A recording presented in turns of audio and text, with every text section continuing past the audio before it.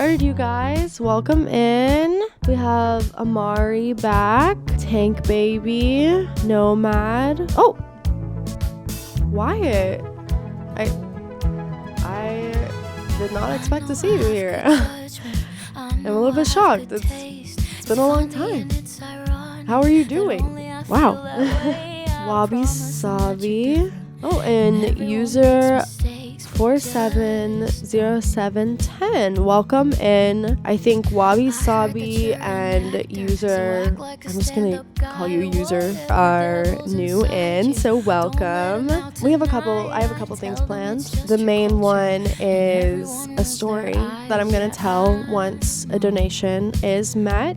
It's definitely a highly anticipated story. And before we get to the donation, let's just talk about our days. How was y'all's day? My day, it was pretty good. I DoorDashed today. The gigs on DoorDash have been pretty scarce lately. I haven't been making as much money as I would like.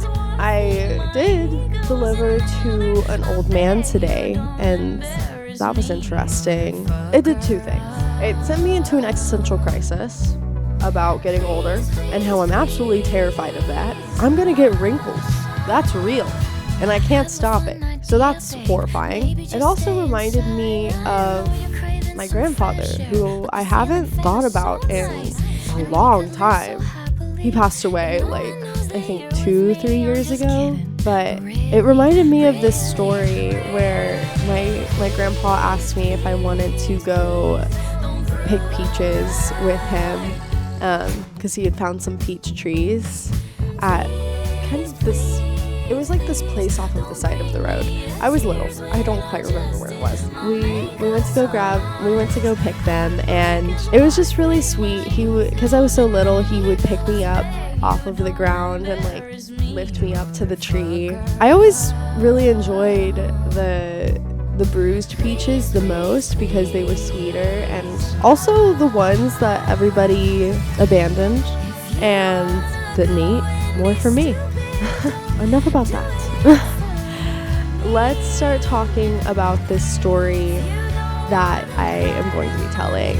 So the goal is for $500, and I'm going to be telling a story about my past that I have never told before. I'm a little bit nervous about it, but it's an important one to tell.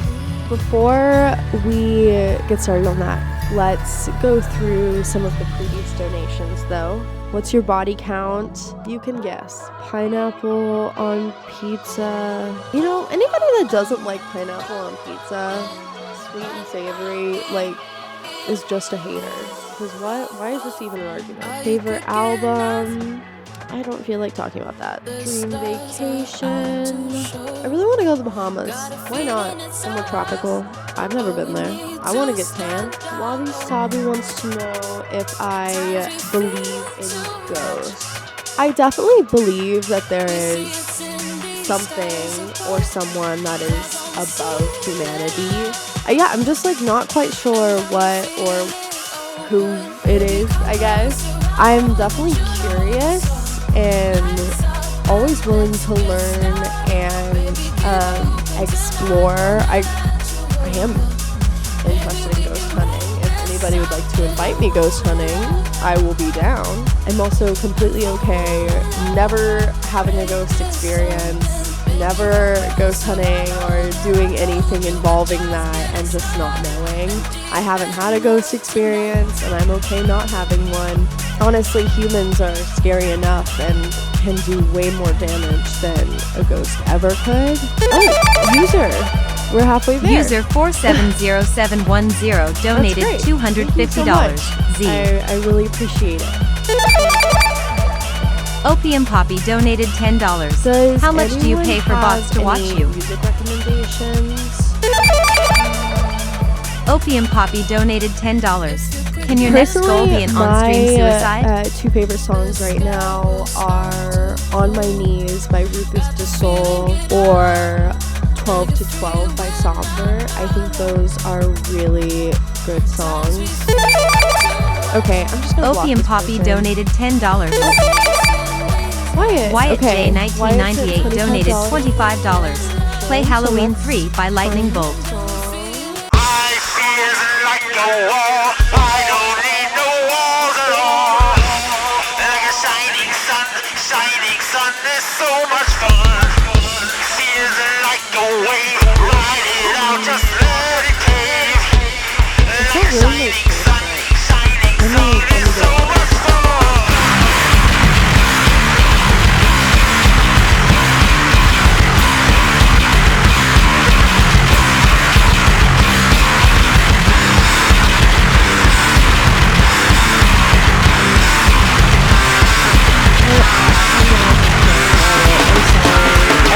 I really wanted to try and like it, but it's just not. I feel like if the beat was slightly different, I would like it a little bit more, but it's not what I'm interested in. I'm sorry. Oh, Wabi Sabi just asked me about piercings. My mom was pretty strict growing up.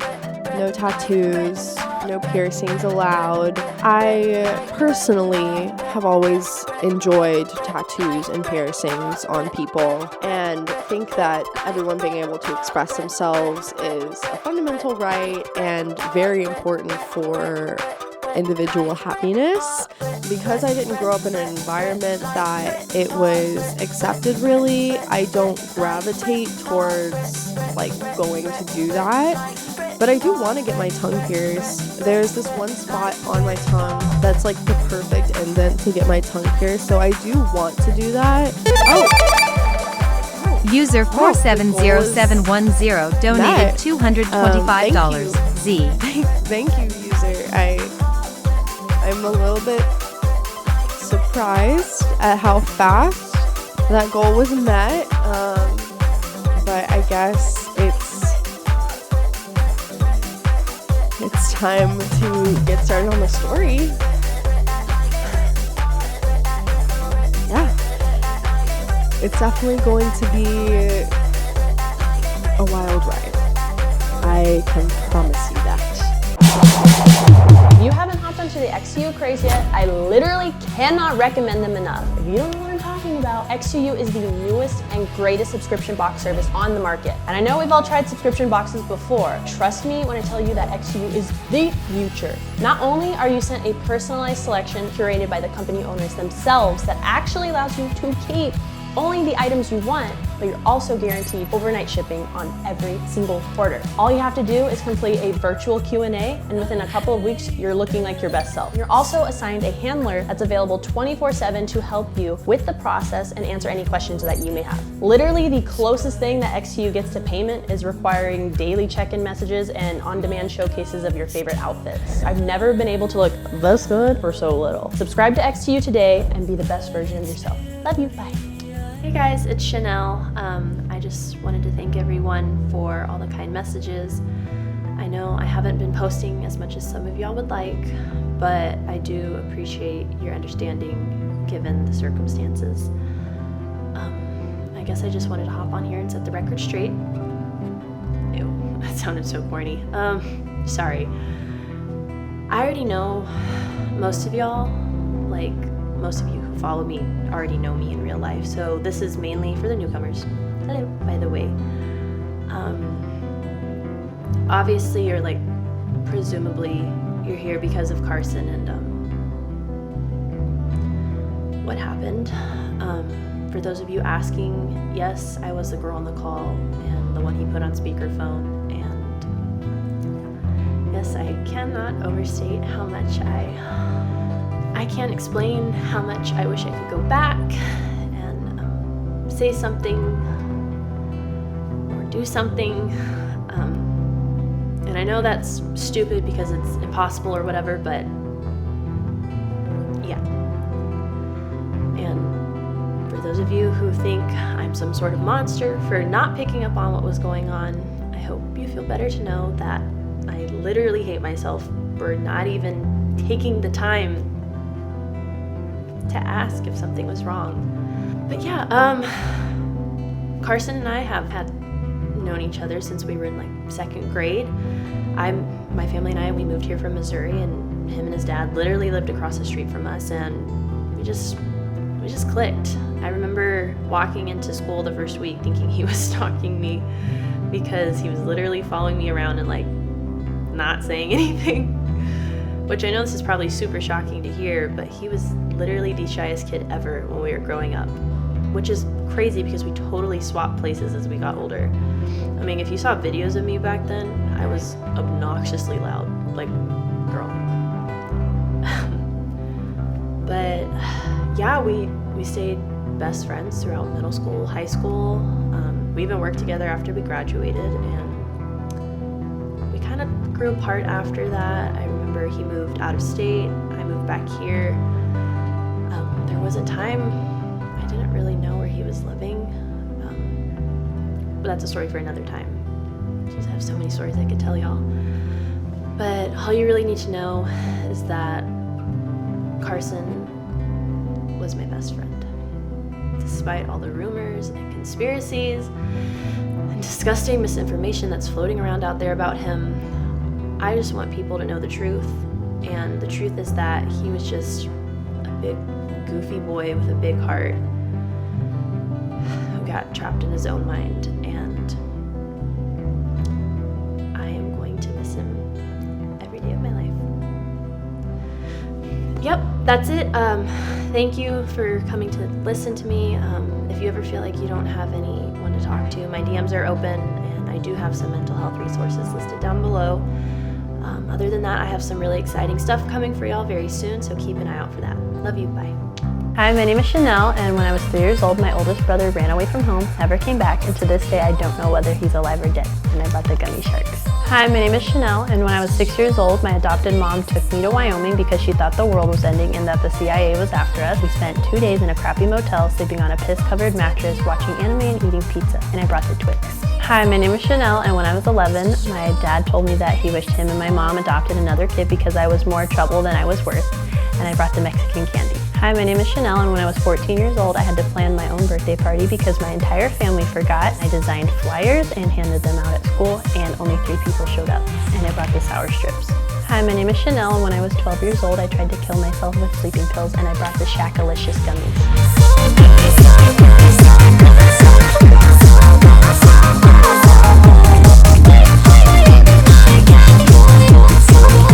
Let's get started. I am nervous. I do want to state some disclaimers. Number 1, most of what I'm saying is going to be true. You will not know what parts are not true. And I'm not going to be telling you. You will not be able to find out, most likely. I hope so. Take what you feel is true and leave what doesn't. I am doing this only for me. I'm only going to be telling this from my perspective. I cannot speak for anybody else within this story as to what they experienced and went through. You can either believe me or not, and honestly, I really don't care either way. I guess I'll start at the very, very beginning.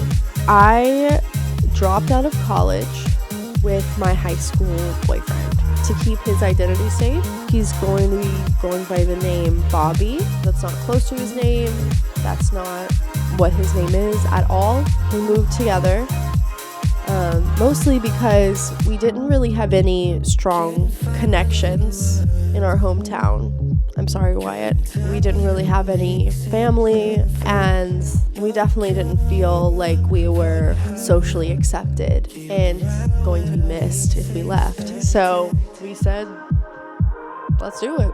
Okay. We moved into a new apartment together.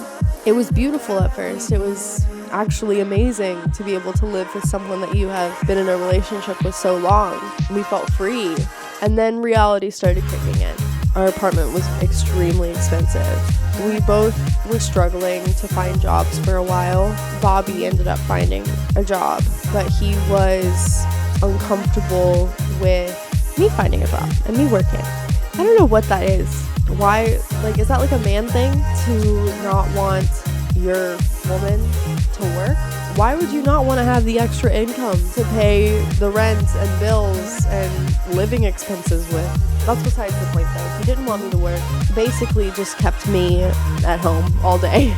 With Bobby working, And me just basically being alone in the apartment all day, I became extremely isolated and extremely mentally unwell because of the isolation. I didn't have any friends in this new city. I didn't have a social life at all. I didn't have hobbies. So it was just me in this apartment, all alone, with nothing. This definitely had an effect on my mental state at the time and my decision making. I'm saying that now so that you guys can have that context of where I was at mentally whenever all of this began. Because the effects of this whole situation, this whole beginning situation, they linger. And they definitely lingered into the decisions I made later on.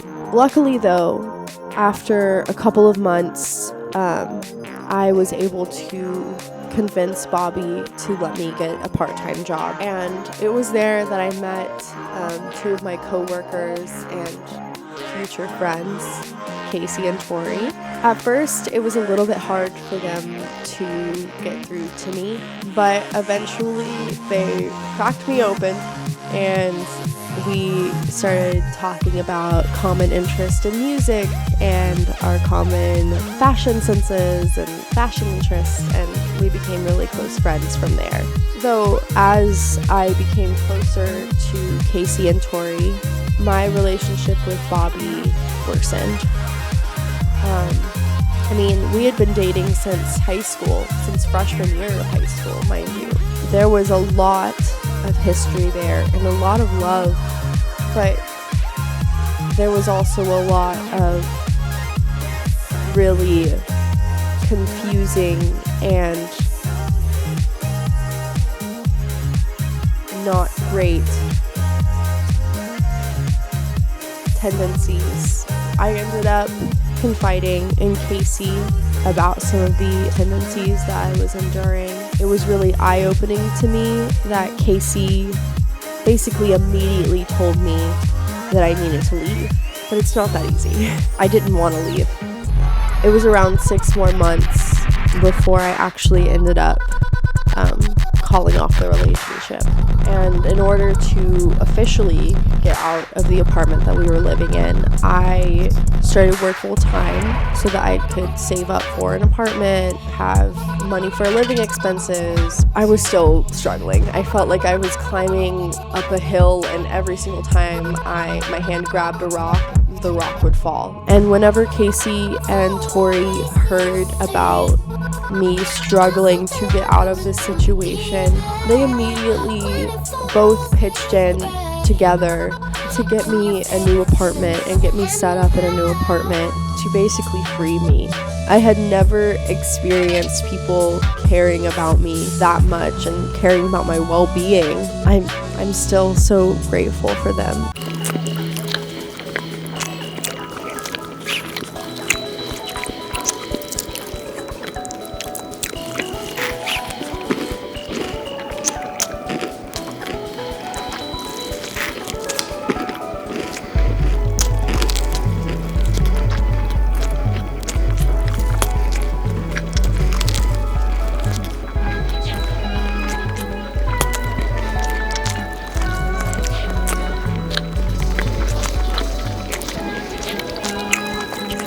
Forgot to tell y'all, someone recognized me at my dad's funeral the other day. Like, this girl came up to me and she was like, "You're Chanel Nouveau, right?" And I was like, it was like super weird because I'm so used to getting called Leila around my family. It's like, anyways, in better news, I have something really exciting coming for y'all later this week, so stay tuned. Thank you to T Traditions for sponsoring this video.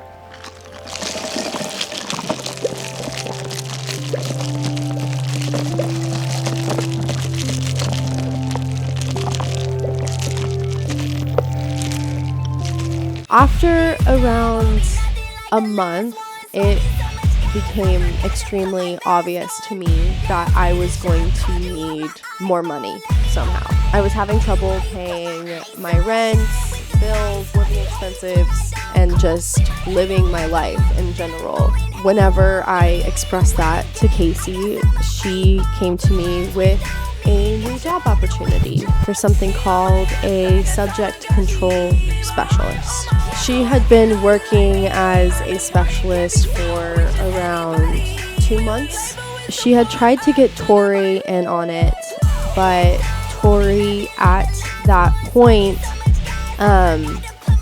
had decided to distance herself from us after being offered the subject control specialist job and not being interested. Casey had told me that the reason she specifically came to me with the job position was because I had the necessary personality and characteristics and thought process that would ensure that I would be extremely successful at this position. I didn't quite know what that meant or what that said about me, especially looking back.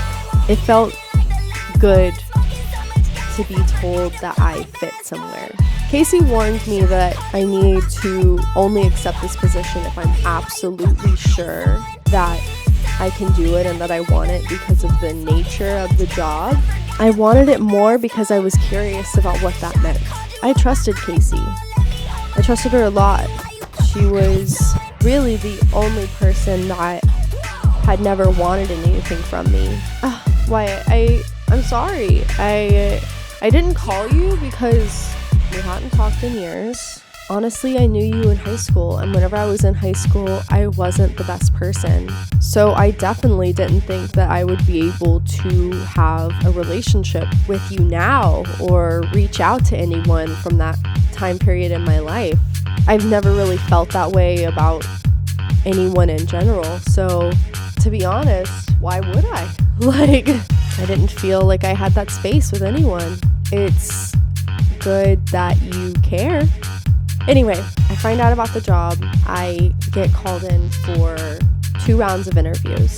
The first round was completely virtual, and it was one-on-one with one of the directors of the program. And then the second round was a panel interview. It was 2 people interviewing me, and this one was in person. They asked questions about my beliefs, my opinions. I wrote down some of them because I didn't want to forget what they asked me. What do you think is the greatest obstacle in the progression of our species?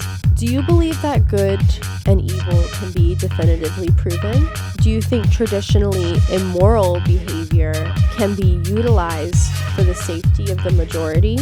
Are you capable of using extreme force to protect those around you? If shown definitive evidence that supported their directions, would you trust the instructions ordered by those in authority over you? I know hearing those questions, you're probably screaming at the stream right now, like, what? Why did you, number 1, just answer those questions? And number 2, why did you continue to go through this job? To be honest, those questions made me want to do it more. I was intrigued. If there's one thing I know about myself, it's that if I want something, I'm gonna do it. And that's what I did. I heard back that I got the job around 2 weeks later, and I accepted it.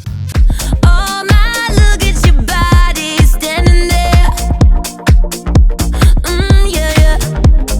I've already decided how it's going down tonight. In the morning, in the evening, on the counter, on the floor. Keep it coming, keep it coming, keep it coming back for more. In the morning, in the evening, in the shower, lock the door. Keep it coming, keep it coming, keep it coming back for more. Yeah, I know you wanna feed the beast. It's time to let me off the leash. Come put your hands all over me. Feed the beast, feed the beast. I know that nothing comes for free. Throw you my heart like keep it, please. Come put your hands all over me. Feed the beast, feed the beast. Hey, it's me. I know there's barely anyone still here since I went on my hiatus, but so I just want to say thank you to the last couple people who are still here, giving me a second chance. I just wanted to give a quick update on my real life. You know me, I try to be as real as I can with y'all, so to be completely honest, I hate making videos like this. Like, my real life is just this. I really want to say that I appreciate those of you who asked how I was doing. I guess I might have scared some people,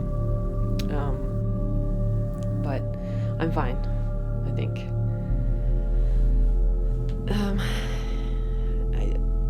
It's just weird to see people just pulling up things from your past to try to just, I don't know. Whatever. No one wants to hear about that. So yeah, I hate to shatter the illusion, but I'm a really boring person. Or maybe some of you already knew that. A big news. I'm up for a promotion at work. My manager told me that I'm in the running for the kitchen manager position because I've been working as a prep cook for the past couple years. So that's super exciting. So fingers crossed that I get that schedule, because that would really, really help me out with my goals moving forward. Which I'll keep secret for now. Other than that, just hiding out from the world. Trying to figure things out. So, yeah, nothing special. I'm gonna go. Yeah. Bye.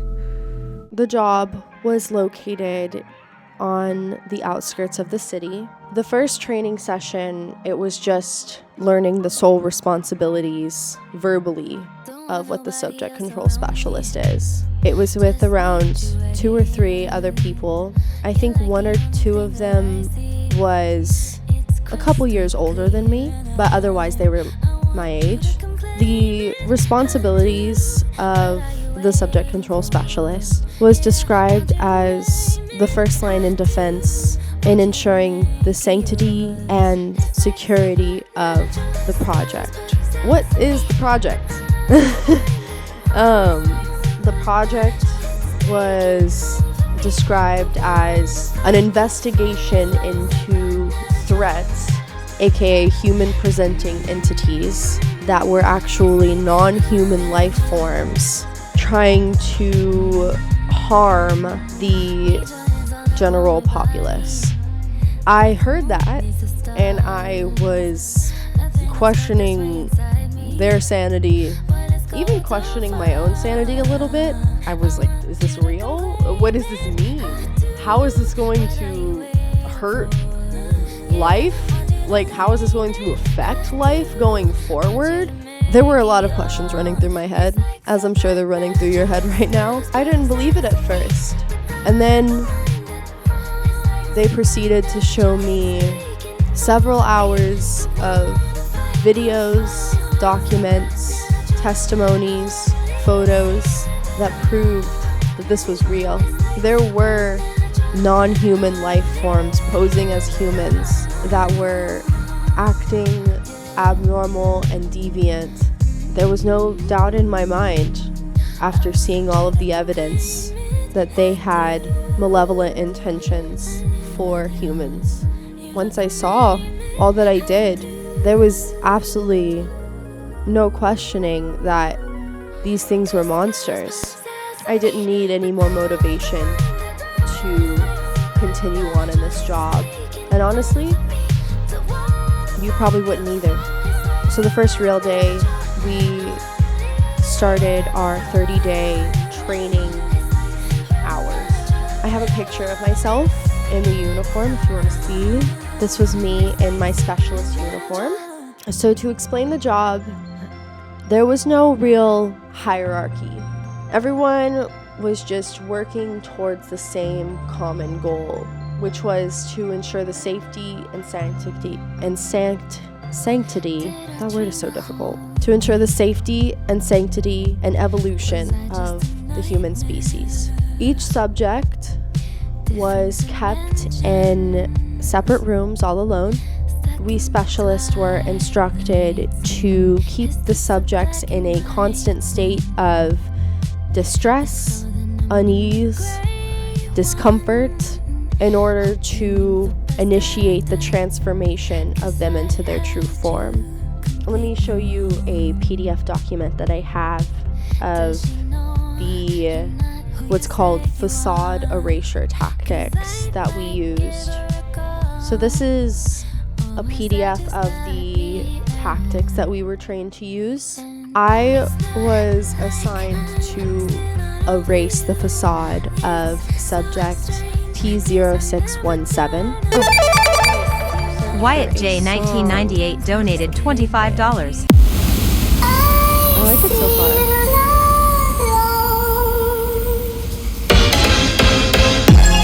Yeah, it's got a really good beat. You took my note about how I like certain beats.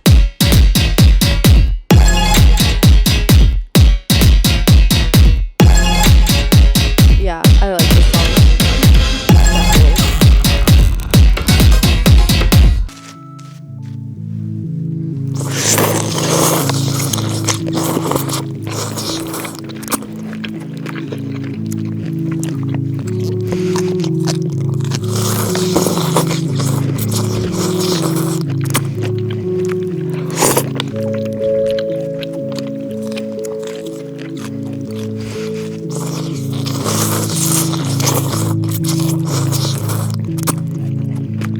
I'm also not even that famous. Like, I would never in a million years describe myself as famous. I'm like the semi-popular kid to an incredibly niche percentage of the population, and even then most of them don't even like me. As weird as it sounds, I think I would use the word funny to describe everything that's been going on in my life lately. Well, I guess, like, to start, I have a super dark sense of humor. But, like, I mean, if you think about it, it's also profoundly absurd and kind of horrifying in a way. I mean, within the span of a year, I went from this random algorithm rat to being hired as a stylist by some of the people who are like the closest thing to gods that some of us will ever meet. That trajectory just doesn't make any sense whatsoever. I mean, if someone came up to me and were to ask me, like, how do I get to where you are? I mean, honestly, the only answer I would have would be sell your soul, kill your conscience, and get used to never getting any sleep again. All joking aside, I really wouldn't have it any other way. I mean, I feel like I get to be the person I was meant to be, and I don't mean that in like a selfish way. I wasn't born on either of the coasts. My parents weren't artists. I didn't grow up in a big city. I mean, my graduating class was like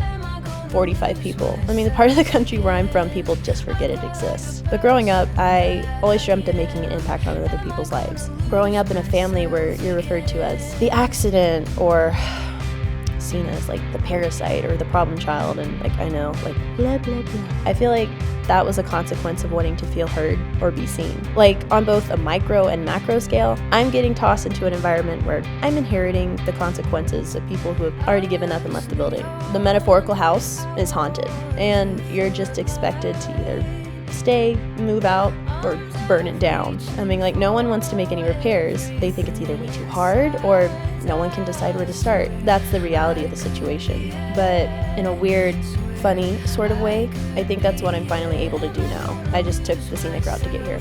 One thing that I really want to emphasize is that none of my coworkers, none of our team, we were able to use our real names. We all had code names. Mine was Princess Daisy because I love Mario Kart as a kid, and why not use it now? And then the rest of my team, we have Beast Boy, we had Shamrock, we had Revlon, and we had Piglet. It was a pretty small team, but we were all very close. Every day we had the same routine. It was 4 a.m. waking up, 5 a.m. going to the gym to work out. 6 a.m. we would upload our recordings from our subjects from the previous day. Anything that we did, anything that came through, we had to send it off to our shift operators. We proceeded to have breakfast in the break room at around 7 a.m. It was always really good food, honestly. Like, it was eggs, it was bacon. We would even have English muffins with butter on it. And we had the option of strawberry jam. It was good. So we had that catered to us, and then we would start our shift. at around 8 a.m. and check in with our shift operator at 8:15. Any information that we needed about our subjects was given during that time. We were given all the information about their disabilities, their mental state, what they were possibly actually, what their actual form was. Okay, what their actual form was. We got all of that information, and then we would become equipped for the day with a list that I have out. So the equipment that we would get every day was a baton, hand restraints, defensive spray, and 200 milligrams of any facade destabilizing agent that we wanted to use, such as paliperidol. And that's just to make sure that we can get them as weak as possible. Then we were given a knife and pliers, which you'll find out more about in a little bit. We all kind of had our preferred method of facade erasure. It would always start with a destabilizing agent. It was either injection or pills, depending on what they wanted.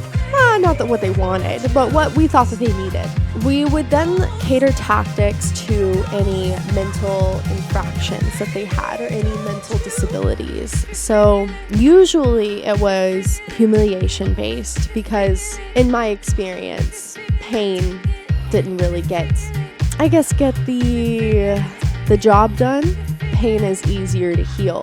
It's not easier to heal the mental damage that you can do whenever somebody's in a vulnerable state. And that's what we really wanted to do. We wanted to break them down so that they would have no other choice but to transform into their true form. You have to break it down from the inside out.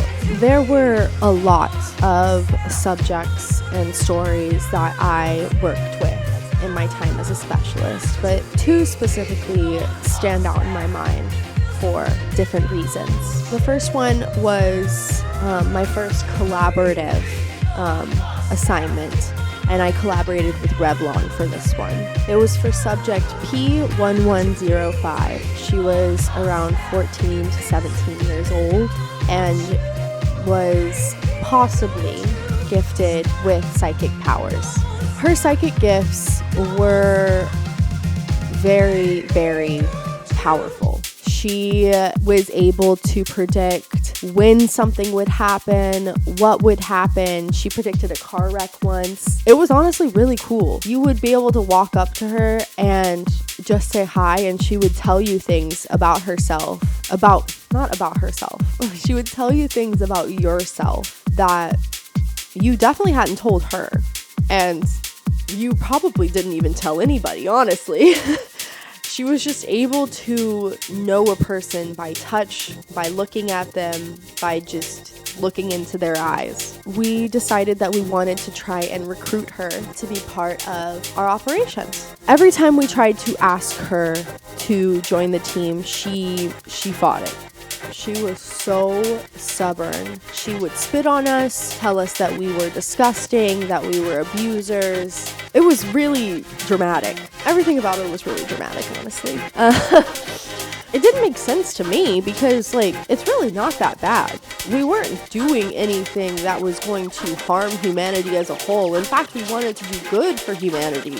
So the fact that she was fighting against it so hard is just a little bit ridiculous. But either way, she wouldn't agree to it every time we just tried to talk to her. So Revlon and I got together and we decided to try and trick her using her one last weakness, which was her mother.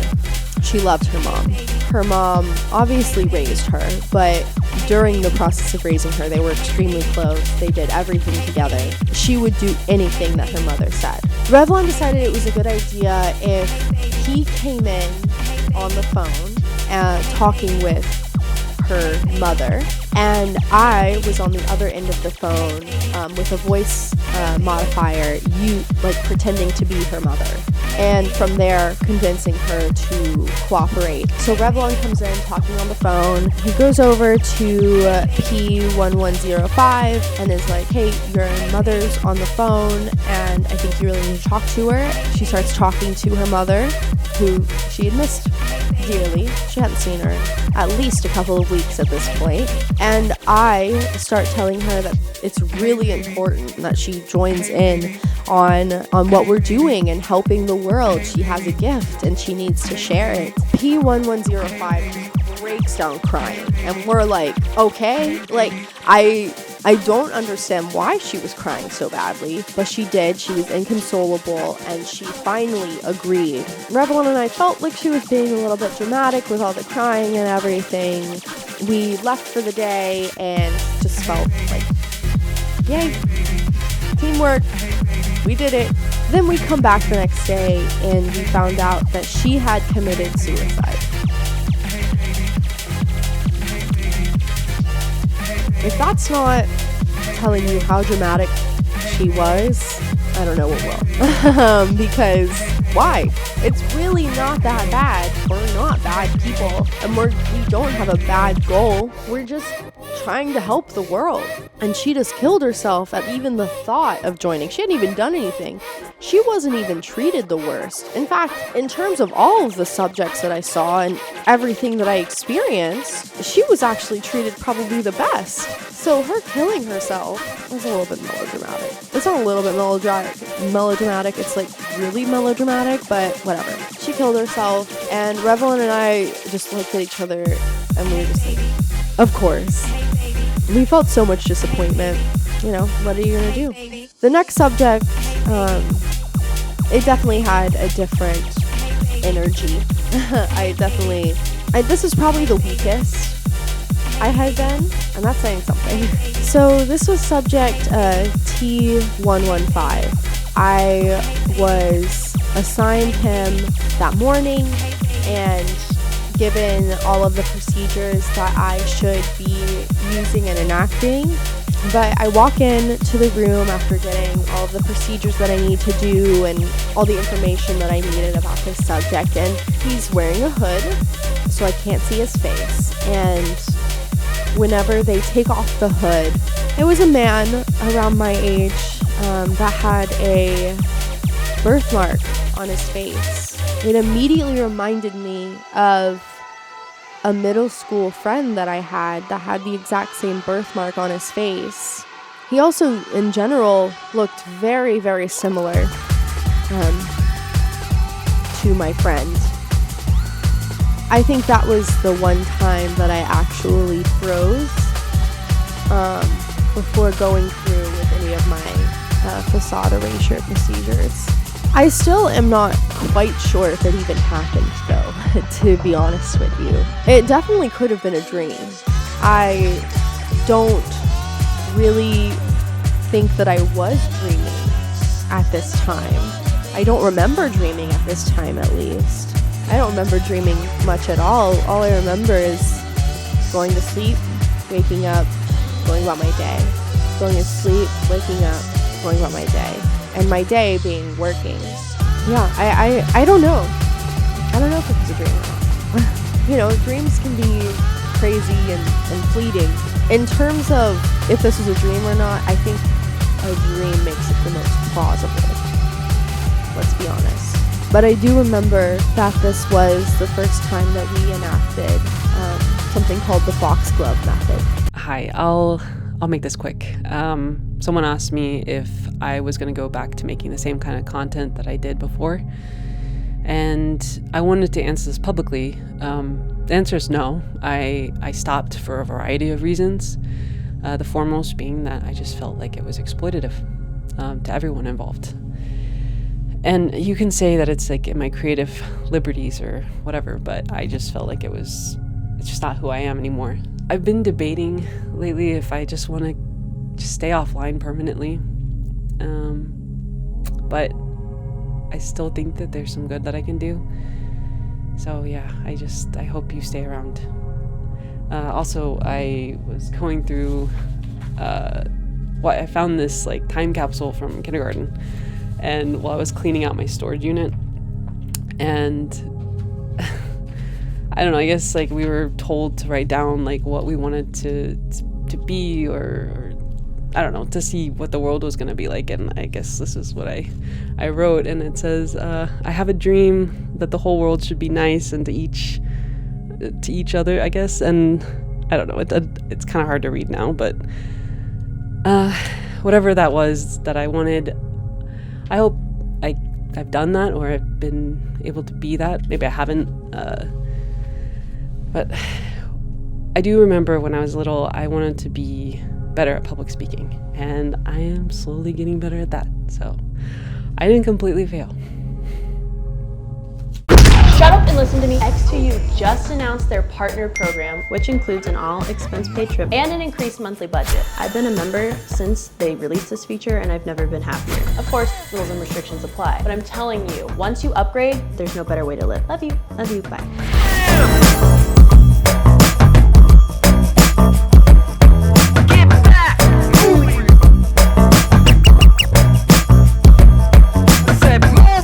I'm so off grid nowadays. Like, I barely recognize myself. From like a public's perception, I think I'm like finally detached from the whole Carson debacle. I mean, like, for the longest time, I was just the girl on the phone call or the girl who knew the guy who shot himself on live stream. But I think I've finally been able to cultivate a brand that subsists of an entirely different viewer base. And I mean, of course, there's always going to be people who find me because of Carson and the whole Legion thing. But like, the ones that stay, they're here for me. And honestly, it feels really good. But it sucks. I mean, it sucks like having to talk about it on the public stage and like feeling compelled to address it when it literally has nothing to do with me. There are some people who think that Carson killed himself because of something that I did. Like, people cannot accept that we were just friends. Like, we weren't romantically involved whatsoever. Oh my god. That whole paramilitary extremist theory, like, did you see the photos that someone made and like claimed her on his hard drive? It's sick. Like, it's disgusting. I mean, they just can't accept reality for what it is. I was literally talking to a client the other day and she was like, you have to talk about this in your book. And I was like, no, I don't. I mean, my book is not about Carson. My life is not about Carson. My book is about me, like, completely unrelated to like I don't owe anything to anyone except to myself. All that I owe to myself is to be honest and to tell my truth. I mean, if your truth is telling you that Carson got involved with a bunch of people who hired private murderers to kickstart some secret genocide or whatever, then like, go ahead, like, live in that world. But I have my truth. My truth tells me that that's idiotic. Like, sorry. Actually, no, not sorry. You should be sorry for warping the truth to fit your narrative. I mean, you should be sorry for even believing something like that could even exist. We're so beyond that. Like, human beings have evolved so far beyond that sort of behavior. Like, sorry for ranting. I never get to talk about this. Like, girl, my apartment is dead quiet 24/7. I mean, I was talking to a client the other day and like, he was like, you need to get a pet, like, I'll get you a dog, like, just get some life into this place. I'm like, no, it's okay, like, I need my space. Never really been a dog person, or really even a cat person. Like, growing up, we did have one dog, Bradley. He was this lab mix. He was so sweet, but he got out one day and then we found him on the side of the road. Really sad. But yeah, I've just never really been a pet girl. I mean, like, I can't even take care of myself. Like, imagine adding another life to that mix. Like, like, I'm breaking out in hives just thinking about it. Like, The Foxglove method. I would like to state that we started doing this method simply because we started seeing a decline in results with our previous methods. People weren't really responding, and we needed them to transform. We needed them to show themselves as the monsters that they really were. So the Foxglove method is a mix between physical torture and sexual humiliation. We basically sexually assaulted the subjects until we got the results and responses that we wanted out of them. Specialists were given the guidelines to just improvise how we wanted to do the Foxglove method on whatever subject we were given the, I guess, okay to do the method on. So we could really kind of do whatever we wanted to these subjects to get results, of course, not just for fun. It was with the mentality that this is for a purpose and for a reason and to reach our goal.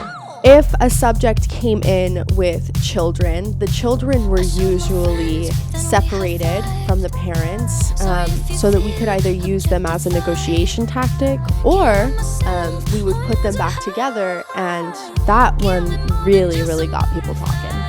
That one really, really got some transformations out of people. Not people. At the end of the day, these subjects, they're not really people, but they did look like them.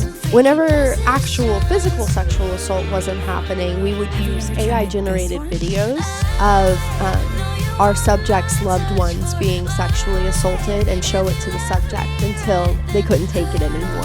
That also really broke them.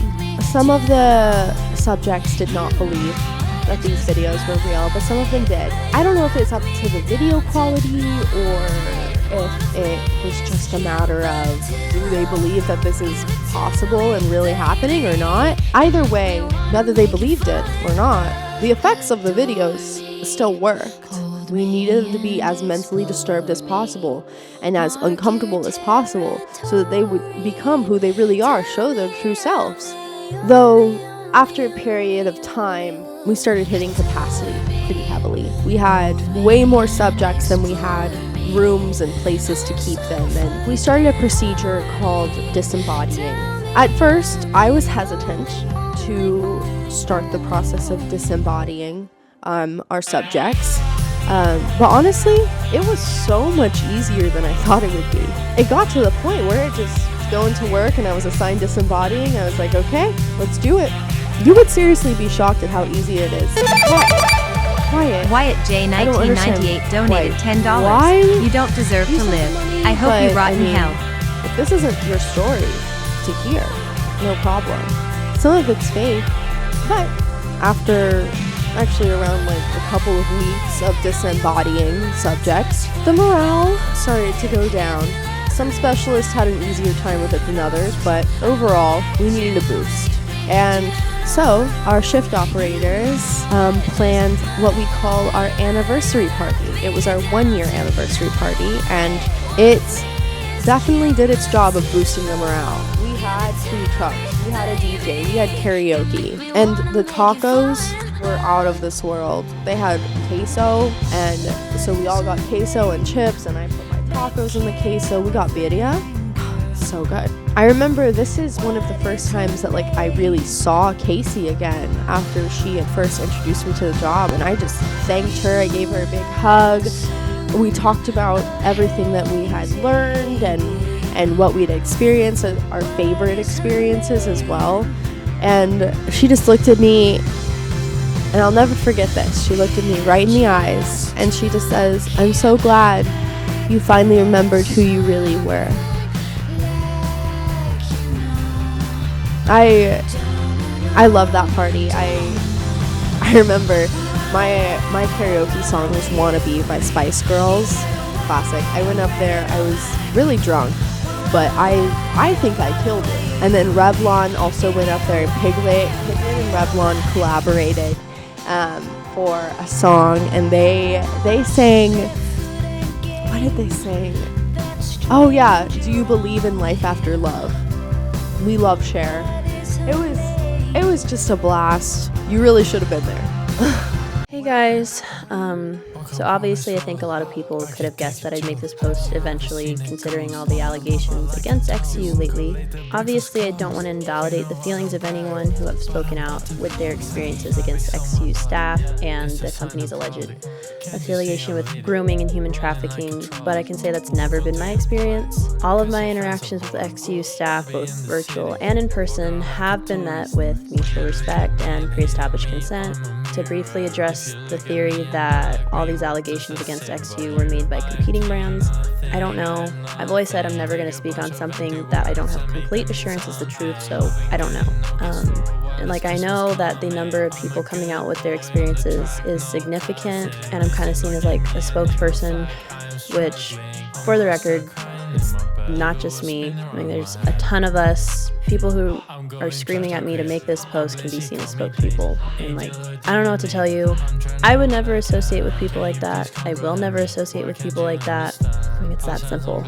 Okay? I hope this cleared some things up. as always, stay safe, stay beautiful. My DMs are open, and I will try to talk to everyone. Love you. Bye.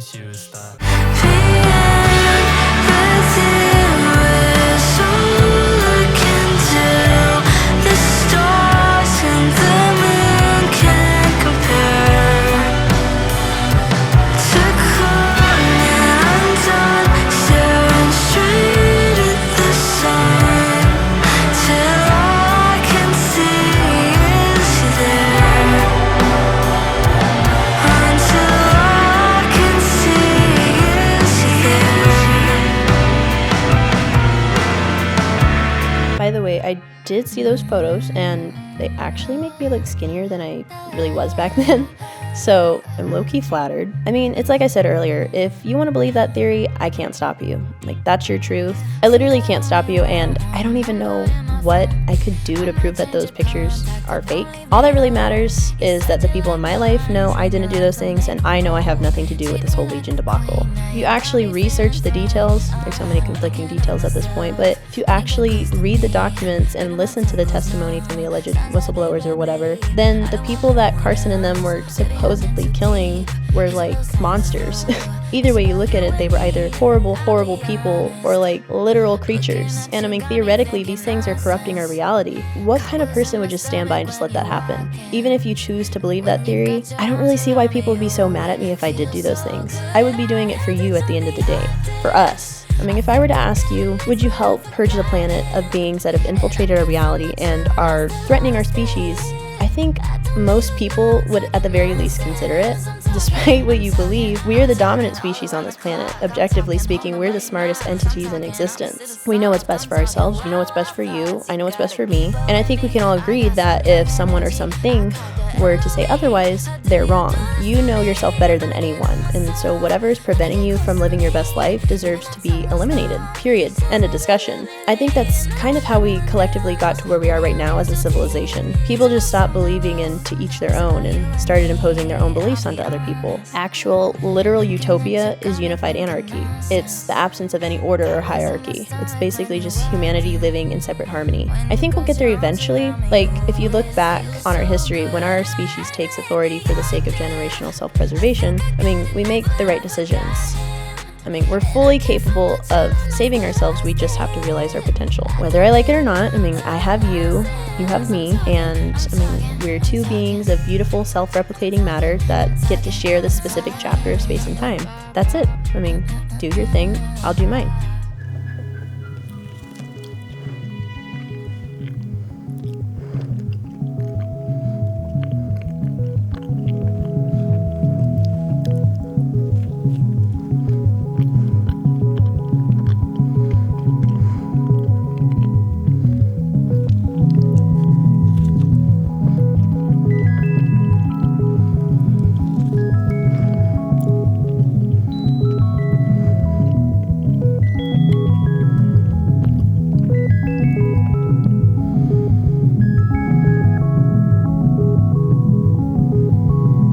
Hi. So normally I wouldn't do this, but I wanted to. So I didn't get the position that I was up for, and they gave it to somebody else, and they totally deserved it, and I'm happy for them. I really am. I just wanted to say that sometimes what you think is good is just not getting what you think is good is better, if that makes sense. So I wanted to share this, that my manager said to me, they gave me this letter and they said that, well, obviously they gave me it after they had told me I didn't get the job, but they said, Alex, this is for you, and read it when you get home. And I did, and I just wanted to share that with you guys, so real quick. Dear Alex, thank you for all that you do at Rice and Roll. You've been such a blessing to our team, and we truly can't express how proud we are to serve alongside someone who puts their heart into everything that she does and continually demonstrates genuine love to those around her. Although we weren't able to promote you as a manager to the manager position at this time, we hope you realize how much we value all that you do not just as an employee, but as someone who's a joy to be around and brightens our lives. We believe that you have amazing things ahead of you, and we're blessed that Rice and Roll gets to be a small chapter of your story.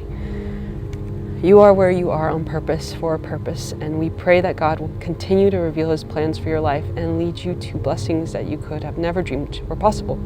Thank you for being you. Sincerely, Emmett and Rosalia Sanchez. Yeah, that's it. Thank you to Emmett and Rosalia and everyone at Rice and Roll. I love you all. But over time, there started to be, how would you say it, some clashes in the project's goal. It began to fall apart because there was just some serious disagreements between the on-site teams and the administration teams seeing eye to eye. Things started to become exposed that were hard to face.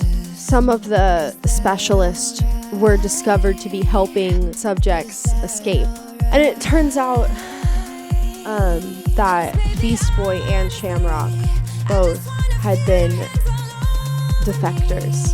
They were removed from our team shortly after that. Something called defector re-education was implemented. That was live streamed to us 24/7. On the live stream one day, I ended up seeing Beast Boy be executed. He was decapitated. It was snowing really hard that day, I remember.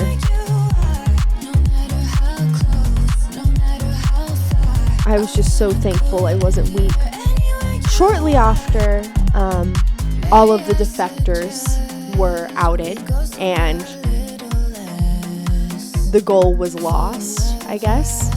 I was called into a dispersion meeting with all of the administrative staff. It was there that they told me that not only was the project being discontinued, but I was being let go. I was released, as they said. They didn't even think to try and use me for anything else. I know that there were other things that they had to do and that they needed to do, and they didn't even think to add me in on that. They just decided to throw me out like a piece of fucking trash. I had spent a year and a half of my life dedicating every single day to helping them with their goals, to helping humanity.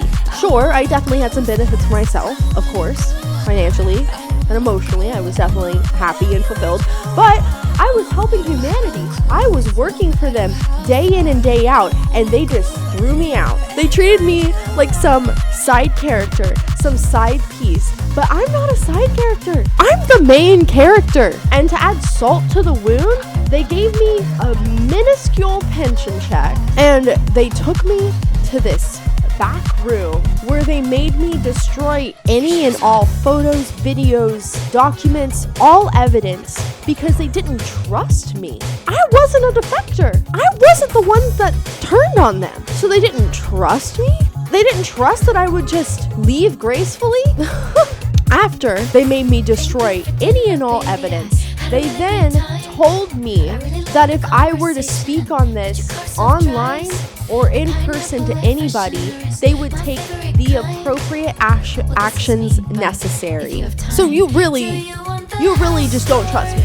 I've been loyal to you for a year and a half, and you just fucking could have killed me. And honestly, it made me want to tell the story more. Shit, you don't trust me?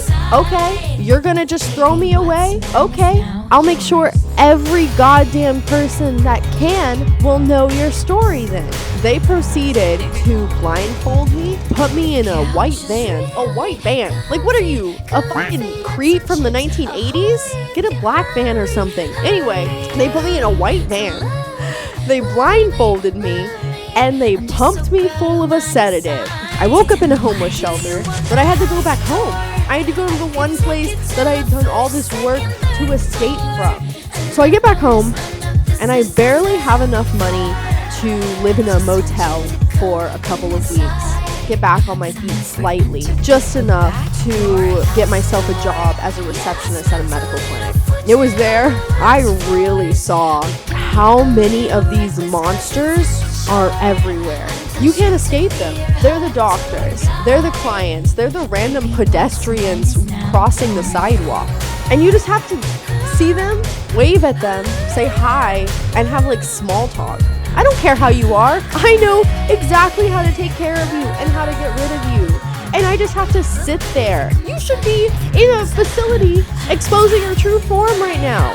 It became extremely, extremely difficult for me to handle having to come face to face with these beings every single day. It hurt because I had just spent so long working so hard to save humanity from them, and now I'm just outside there with them. I'm not one of them. I'm better. I'd spent so much time just wanting to do exactly what I could to make the world a better place, and it just accumulated to nothing. I just wanted enough happiness to be able to be fulfilled within my life. And I had that for a little while. As you can probably assume, I quit the receptionist job around 6 months in. I couldn't handle it anymore. Life is better, life is easier if I am completely alone. User 470710 donated $25. Play If I Knew by Thy Slaughter.